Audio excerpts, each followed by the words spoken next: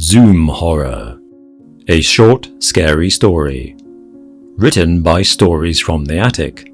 Narrated by McConnell. "What is the capital of Colombia?" asked Travis, enjoying his turn as the quizmaster for their weekly quiz night. They'd all been friends since childhood, and university wasn't going to change that, even if they were at different ones. Travis had moved to New York, while Stefan and Ryan had stayed in their hometown of Mansfield, Massachusetts, but travelled into Boston for their studies. Sean had moved on campus at Brown University, so was only about 30 minutes from Stefan and Ryan. They still tried to see each other often, but it was hard for them all to be in the same room at the same time. The weekly Zoom quiz was something they all looked forward to. They all grew up together in the town, and their parents were all friends, meaning countless sleepovers and games while they grew up. Others had come and gone, but their friendship was the only constant. Solid. Unchangeable. "Bogota!" exclaimed Ryan. "Correct," confirmed Travis. "Another point to Ryan." Ryan was usually the winner of these quizzes, as he had an incredible depth of general knowledge. He was still living with his parents, but they were out for the evening as he was enjoying the Friday night with his old friends. All four of them were enjoying a beer together, relishing their new tradition. Ryan was on the Zoom call downstairs on the laptop, relaxing on the couch, as the other three were connected in their rooms. "In which country was Lego formed?" was the next question. All three of them had little paddles that they'd lift up when they knew the answer. It was their solution to the buzzer you'd usually see in quiz shows. "The UK?" asked Sean quizzically. He knew he was behind on points, so gave a hopeful guess. Sean had his own room to himself in a block of flats on Brown campus. "Nope," chimed Ryan, putting his little paddle up. "Go on then, Ryan, what's the right answer?" said Travis. "Denmark," was his correct response. Ryan's thirst for general knowledge was unmatched in the group, though he never could put that passion into his academic studies. "Ryan wins again," stated Travis. "Well, you'll all end up with better jobs than me, so just let me have my Zoom quiz," said Ryan. Travis was also living in a flat, but his was on campus in New York. He felt the most adrift from his old friends. The 3.5-hour drive was still close enough that he could go to see them now and again. His parents still lived in Mansfield, so he was still familiar with the area. After the quiz was over, they'd usually spend a few hours talking about politics, women, sports, news, and whatever else they could think of. Sometimes it would go on until the early hours, until they were too drunk to make sense. The clock had just drifted past 10:30 p.m., all of them already a few beers down. "I'm just going to grab another beer," said Ryan. He set his laptop down on the arm of the couch, the entrance to the kitchen in the background. Ryan went for a beer and Stefan did the same, while Sean took himself off to the restroom. Ryan's house was one big circle and its main entrance opposite the stairs. Left from that was the living room, where he'd been sat all evening, leading into a larger dining area, then the back door. As you continued walking around, you'd get into the kitchen, which had a roomy understairs compartment. Following the kitchen, you'd end up back where you started, by the front door. With his three friends off the screen, Travis minimized the Zoom call to check on his Twitter feed. As soon as he did, he heard something smash through his headphones, and quickly flicked over to the screens on the Zoom page, but couldn't see anything. He looked at each screen to see if anything was going on, but he figured it was just one of the others dropping a glass or something. He went back to his Twitter until he heard an "I'm back" from Sean. "Did you drop a glass or something, Sean?" asked Travis. "No, buddy." "All right, I just thought I heard something. Might have been one of the other guys." Stefan was soon back on the Zoom call, new beer in hand, ready to talk about anything and everything. The three of them had a brief conversation as they waited for Ryan. That was until Stefan noticed something in the background. "Is that Ryan's feet?" On the screen was the doorway to Ryan's kitchen in the background. With its position on the edge of the sofa, you could see right through the dining room and all the way to the kitchen entrance at the other side of the house. What looked like feet poked out of the doorway. Someone was lying on the floor in the kitchen. It was quite far away and the webcam wasn't the highest quality, so they couldn't be sure.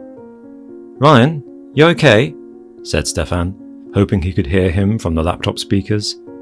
Ryan, however, had a habit of muting the laptop when he was away from him, just in case his parents came in and his friends were talking about something inappropriate. Is he messing with us? That is him, right?" said a confused Sean. "Guys, I heard a crash when you were all away, but I didn't see anything. Maybe he tripped and smacked his head or something?" said Travis. All three of them were closely looking at the screen, squinting to try and get a better look.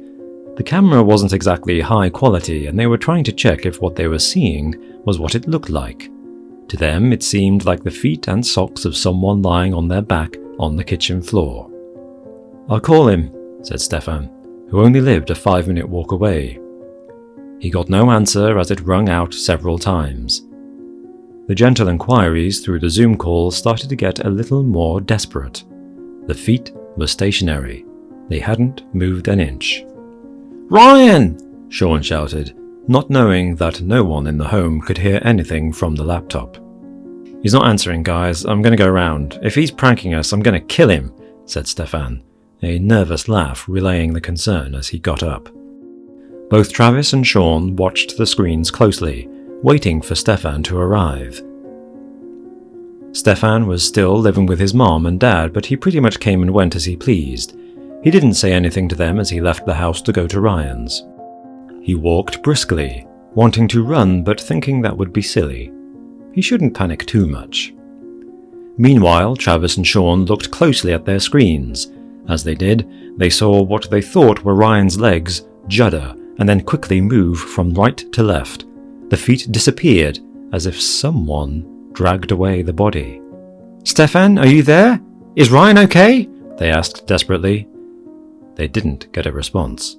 Both of them turned the volume up to the maximum on their headphones, hoping to hear something. Even though Ryan had muted his computer, they could still hear sounds coming from the house. Travis decided to call both Ryan and Stefan, but both numbers rang out. They heard the clicking of a door in the background and the cry of "Ryan" coming from their headphones. Both realized it was Stefan calling out for Ryan and that he only just got to the house, which meant that he did not move Ryan. Stefan walked into the kitchen and saw a small patch of blood on the kitchen floor and a smashed plate. Ryan was nowhere to be seen, and he called out to him, trying to work out what had happened. Some of the blood appeared to be smeared, almost as if he had moved, or had been moved. Stefan took a quick look around the bottom floor and saw some more spots of blood, but not much else. He had a quick look upstairs and went into Ryan's bedroom, but saw nothing. He was trying to piece together what had happened, but had little to go on. He walked back down the stairs and decided to give his friends an update. "Hey guys, I've had a quick look and Ryan's not here, but there's some blood on the floor. Maybe he slipped and banged his head. He may have gone to hospital. I'll have another check round. If he's gone, then he's left his phone," he said to his friends, lifting up Ryan's phone, which was just next to the laptop, and showing it to them. "Steph, we think someone else is in there," shouted Travis. Stefan was already walking away from the screen, the sound still muted. They watched on as Stefan walked around the room, afraid about what might happen to him, unable to contact him. "Are we being paranoid?" asked Travis. "I don't know," replied Sean. "Maybe they're both just playing a prank on us. If they are, it's working." "I don't know whether to be pissed off or terrified," said Travis. Both of them were nervous, and also a little confused. "Well, hopefully it is a prank, 'cause I'm a little scared right now," replied Sean. They would soon realize that it wasn't a prank. Stefan continued to look around the room while they watched on. He walked through to the living room and into the kitchen, where the small pool of blood was. Travis and Sean saw a silhouetted figure walk past the webcam and follow Stefan into the kitchen. The figure was carrying something in his hand which they couldn't quite make out at first, As the object extended out from his arm, they could both tell that it was a baseball bat. Stefan walked around the corner, followed by the man, and they knew they couldn't do anything. Shouting into their microphones was useless, and it was too late to call him. The attacker stepped into the kitchen, and what followed was a muted flurry of crashing and smashing, which then stopped. At the same spot of the camera where Ryan's feet were earlier, blood pooled, slowly. Travis and Sean were mortified by what they'd just seen. It couldn't be happening. Could it be an elaborate joke? It wasn't in their nature. It didn't feel real. "Travis, I'm grabbing my gun and going over there. You call the police." "Okay, buddy. Stay safe." Travis picked up his phone, shaking. There were 4 webcams on his screen. One was himself, looking as white as a ghost. 2 were Sean and Stefan, who had left the screen, and the other was Ryan's webcam, which currently was perched on his parents' couch with a distant image of what looked like a pool of blood in the background. "Hi, I need the police." He considered getting in his car and driving, but he knew the near 4-hour drive would be pointless. Sean was only 30 minutes away. The police were on the other end of the phone, but Travis was in too much of a shock to give the right information. I think someone broke into my friend's home," he said. The officer tried to get more information out of Travis, but he wasn't making much sense. He mentioned that he'd thought it might have been a prank, that he was on a Zoom call, and how he saw what he thought was a pool of blood. Little did Travis know that the lack of clarity could be so costly. They said a car would be sent as soon as they could, but were busy with other calls. As he was mumbling over his emergency call, Sean was already speeding towards Mansfield. He'd never been in trouble with the law and had always been a good student, but here he was, with 6 beers in his system and behind the wheel. He knew it was wrong, but nothing else seemed to matter right now. He had his gun on the passenger seat with the windows open to throw as much cold air into his face as possible. He prayed that he wouldn't drive past any police cars on his way, as he was also driving faster than he'd ever done before. Overtaking at high speeds and flying around corners, he was frantic. The roads were fairly clear and he knew he'd be at the house in no time at all. All the while, he had his gun on the seat next to him, ready to be used if required. He'd never even fired a gun before. Though his father was keen on him having it, he was not keen on him learning to use it. He always resented his father forcing it upon him, but right now he was glad to have it. He sped through Mansfield, the streets that he knew so well as a child. He presumed that Travis had called the police, but wasn't taking any chances. He screeched up to the house. It was silent, eerie. There were certainly no police yet. He wondered whether he should wait outside and wait for the police, and 1,000,001 conflicts ran through his head. He tried to look into the house from the outside, but all the curtains had been drawn. He tried to call Ryan once again. No answer. He called Stefan. No answer. He called Travis. "Hi, I'm outside now," he said. "Have you seen anything on the webcam?" "No," said Travis. "Nothing. Just that pool of blood has got a little bigger." "Did you call the police?" "Yeah, they said they'd be here as soon as they can." "Right," said Sean, knowing he couldn't wait. "I'm going in. If you see anything, give me a call. I'll put my phone on loud. I'll unmute the laptop if I can." He'd seen the film and movies 1,000 times where the hero goes into the home and saves the day, but this was reality. He stood outside the door more terrified than he'd ever been before. His hand was shaking so much that he could hardly reach the door handle. This was a house that he'd been in hundreds of times before when he was a kid. He knew the layout inch by inch. He drew his gun as he walked into the home. He opened the door slowly, and all he saw before him was the bottom of the stairs and 2 closed doors either side. He could already see some marks of blood around the entranceway. There were spots on the floor and a few smears on the door handles and handrails. Sean was trembling and didn't know which door to go through first. He decided to walk through into the kitchen, not knowing what to expect. He slowly gave the door a push. It gradually swung open. As silently as possible, he crept through. As it opened, he saw that the kitchen was in a huge mess. Drawers had been opened, there were spots of blood, a few broken plates, and smashed glasses. As it opened further, he saw the two pools of blood, a smaller one closer to him and a larger one a little further away by the entrance to the dining room. Sean's eyes filled up with tears, presuming that it was his friend's blood. It blocked up the doorway across from him, and he didn't want to step into it. Sean decided to retrace his steps and walk back past the front door and open the other door, which led into the living room. He opened the door with the same level of trepidation as he did the kitchen door, not knowing what would be behind it. He opened the door, and it was a much calmer sight. There were no spots of blood, and he could see Ryan's laptop in the background. He walked over slowly to it and saw that it was still connected to the Zoom chat. "Travis, are you there?" asked Sean, with his voice shaking, unmuting the chat from his end. "Yeah, man, what's going on?" "Doesn't look good. There's a lot of blood, but I've not seen anything yet. I don't know where Ryan and Steph are," said Sean, who placed his gun down on the couch to speak to Travis. All of a sudden, there was what appeared to be a thud of something falling from behind him. Sean's head swiveled around. "Did you hear that? Sounded like it came from the kitchen," he asked, seeing if Travis had heard it too. "I think so. Why don't you just wait for the cops?" I need to check if either of them needs help. I'll check properly downstairs, then I'll head upstairs," he replied, with Travis nodding his head, a sullen expression on his face. Sean grabbed his gun once again and needed to investigate. The internal layout of the home meant that it allowed him to walk around to the kitchen from the other side. Sean approached the kitchen. Travis watched on as his friend took small steps into the kitchen. Still not hearing anything else apart from the thud, Sean walked around with caution. As he approached the pool of blood, he noticed something that he'd not seen from the other side. There was a larger streak of blood from the main pool which led to another door. This was the door for the understairs compartment. It was a place where he remembered hiding from Ryan and his friends many times in a game of hide-and-seek. His heart sank at the thought of what was hidden behind the door right now.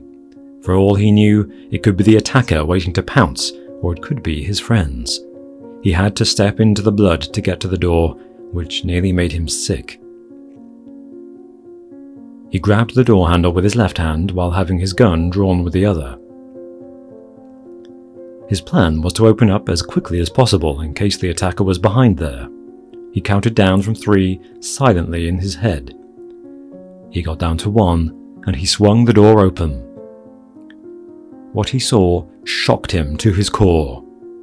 Both Ryan and Stefan were stuffed into the small space, bloodied, beaten, and unconscious. As he opened the door, Stefan slumped out of the cupboard towards him. Sean leapt back in shock, slipping on the bloodied floor, and ended up falling out of the kitchen and onto his behind. His finger jammed on the trigger, and he fired a bullet into the glass window of the back door, shattering it into a million pieces. "Sean, are you okay?" came a distant shout from Travis as Sean had stumbled into view. Sean picked himself up and was too shocked to even acknowledge his friend. Tears were rolling down his face as he walked forward to Stefan's body. He checked his pulse, and there was none to be found. It only confirmed what he already knew, as his eyes were glazed open and there was a huge crack in his head. Stefan had been dragged into the small compartment and thrown on top of Ryan's body. Sean called out to Ryan, who was equally unresponsive. 2 of his best friends were dead, and he could hardly believe it. It put him into a daze, and he became completely unaware of his surroundings. Eventually, he snapped back to reality and realized he was still in danger. With a quick look around, he wondered who could have done this. His head was fuzzy, but the constant cries from Travis in the background eventually caught his attention. Sean stumbled out of the kitchen and made his way to the laptop that was still perched on the couch in the living room. There was blood on his shoes and jeans from where he'd slipped. "Call the police," Sean said. "I already called them. They're on their way. What happened?" Travis replied. He had underplayed the incident to the police and they didn't know the situation was as serious as it was. "Steph is dead. They're both dead. Someone's killed them." Travis's face went white. Numb. He couldn't speak. He eventually spluttered out, "I can't believe it," saying it repeatedly. Sean just sat there like a zombie for a moment, in complete shock, unable to comprehend what happened. "Is there anyone else there?" asked Travis, switching his concern to the best friend who he knew was alive. "No, they must have left before I arrived," he replied, letting his guard down and putting his gun on a nearby table. Unbeknownst to Sean, the attacker had been upstairs the whole time he'd been in the house. He was stealing as much as he could possibly get his hands on, and Ryan and Stefan had gotten his way. He was just about to leave with his large bag of jewellery and electronics before Sean came through the door. He'd stayed as still as possible, but when he heard the glass smash from the gunshot, he used the opportunity to make his way back downstairs. He had a bag in one hand and his bloodied baseball bat in the other. The shadowy figure was all dressed in black and made his way slowly into the kitchen, hoping to come through the back entrance that he'd originally used and make a getaway to his nearby car. He saw Stefan slumped down on the floor where he'd slipped out of the understairs cupboard. He stepped over him and looked around the corner into the living room, seeing Sean with his back to him, talking on the laptop. He looked at the back door and wondered if he should just make his escape. With all the smashed glass, he knew he couldn't be quiet, and thanks to the accidental gunshot, he knew Sean had a gun. He'd already disabled 2 people who'd got in his way. Why not a third? One quick strike across the head and he could get away without any trouble or a bullet in the back. He stepped out of the kitchen quietly, hoping to get Sean without being noticed. Travis shook out of his daze with the dark figure approaching over his friend's shoulder. The attacker drew the baseball bat backwards, waiting to strike. He'd snuck up on the other boys and was hoping to do the same again. He was steady and slow as he paced the bat into both of his hands. "Sean, he's behind you!" Travis shouted. Sean's eyes switched to the laptop screen and saw the figure that was behind him in the webcam starting his brutal swing of the bat. Sean instinctively ducked, and as he did, the bat swing missed the top of his head by a millimetre before crashing into the laptop, smashing the screen and putting Travis in the dark. The laptop stayed on, but he didn't have a picture. The sound was still on, but all he could make out was noise, shouting. He cried out for help, but there was nothing that could be done. He knew that Sean had to fight for his life. Sean found himself on the floor with his bat-wielding madman standing over him. At that moment he got a look at him. His eyes were bloodshot, his face was gaunt, and there were scabs and cuts all over it. A drug addict, doing anything he could to pay for his next fix. The madman took the bat in both hands and swung down as violently as he could. Sean put his hands over his head while kicking up at him. The bat hit a combination of Sean's foot and arm, breaking his left arm as it took most of the force. The kick thankfully had dislodged the bat from his arms as it fell to the floor. The two tussled on the floor as Sean fought for his life. He desperately tried to reach for the gun, which was on the table close by, but he couldn't get it.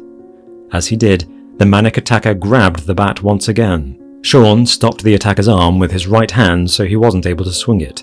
The attacker couldn't get his arms free, and instead pressed the bat across his throat, using both hands to press down.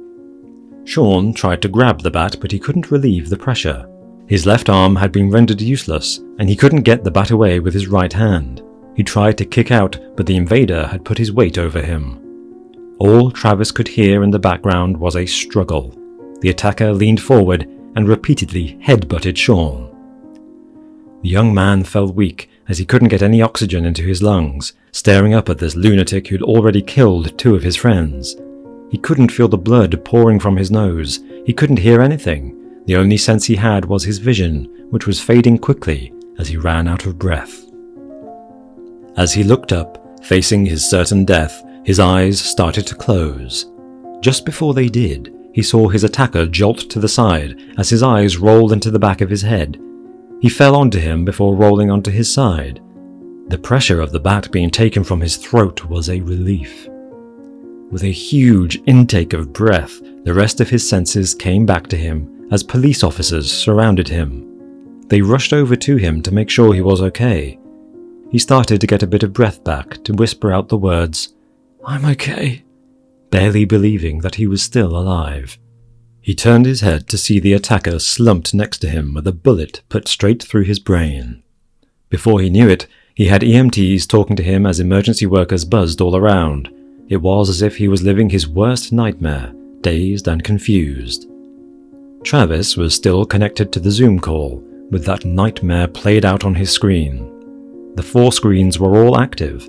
Ryan's had gone black, he had his own, and there were Sean's and Stefan's, who both abandoned their screens to help the stricken Ryan. "Are you okay, Sean?" he said to the black screen, phoning him at the same time but getting no response. Eventually, he got a small reply. "I'm okay. I'm going to the hospital," he heard back, barely through all the noise that was happening. Travis shut down the Zoom call and decided to make the long drive to Mansfield. It was the only thing he could think of doing right now. The next morning, Sean awoke in the hospital. For a split second, he thought that it had been all a terrible dream, but the reality soon crushed him. Just as he woke, he saw Travis coming into the room.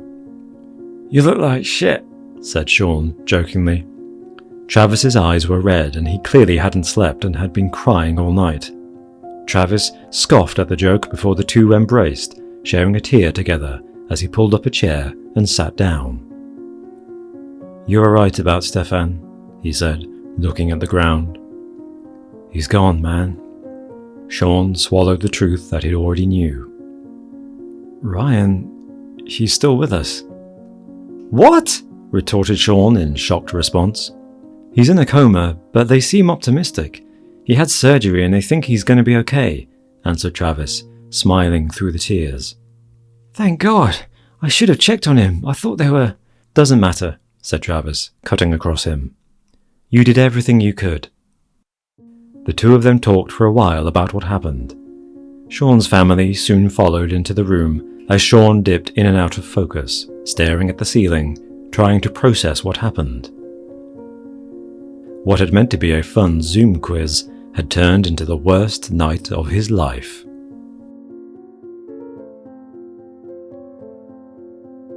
This has been Zoom Horror. Written by Stories from the Attic. Narrated by Robin McConnell. Copyright 2020 by Michael van der Voort. Production copyright by Michael van der Voort.